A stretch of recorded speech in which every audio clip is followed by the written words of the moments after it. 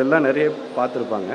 ஆனால் ஆக்சுவலி அவர் சூப்பர் ஸ்டாராக ஸ்க்ரீனை விட ஸ்க்ரீனுக்கு வெளியில் ரொம்ப ரியல் சூப்பர் ஸ்டாராக இருக்காருன்னு தான் இந்த எக்ஸ்பீரியன்ஸில் நான் பார்த்தது.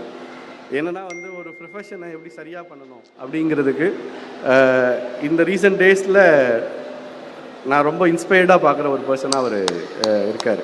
ஏன்னா நம்ம ஒரு வேலை செய்கிறோம், அந்த வேலையை ரொம்ப நேர்மையாக செய்யணும் அப்படிங்கிறதுல அவருக்கு இருக்கிற ஈடுபாடு. அவர் கிட்டத்தட்ட இந்த வயசில் ஏற்கனவே சொன்ன மாதிரி தான், நான் நைட் ஷூட்டு தான் எனக்கு தேவைன்னா நைட் ஷூட்டுக்கு வந்து நிற்பார். 2 மணிக்குனா 2 மணிக்கு வந்து நிற்பார்.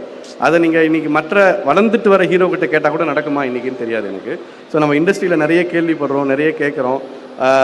அவங்க லேட்டாக வராங்க, இது சீக்கிரமாக போயிடுவாங்க, இப்படிலாம் இருக்குல்ல. இந்த மாதிரி ஒரே ஒரு நாள் கூட இந்த ஷூட்டிங்கில் அவர்கிட்ட இருந்து எனக்கு கிடச்சிக்கிட்டார், ஒரே ஒரு நாள்.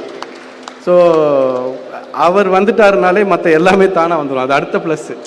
ஏன்னா நான் இதில் ஒரு பெரிய ஆர்டிஸ்ட்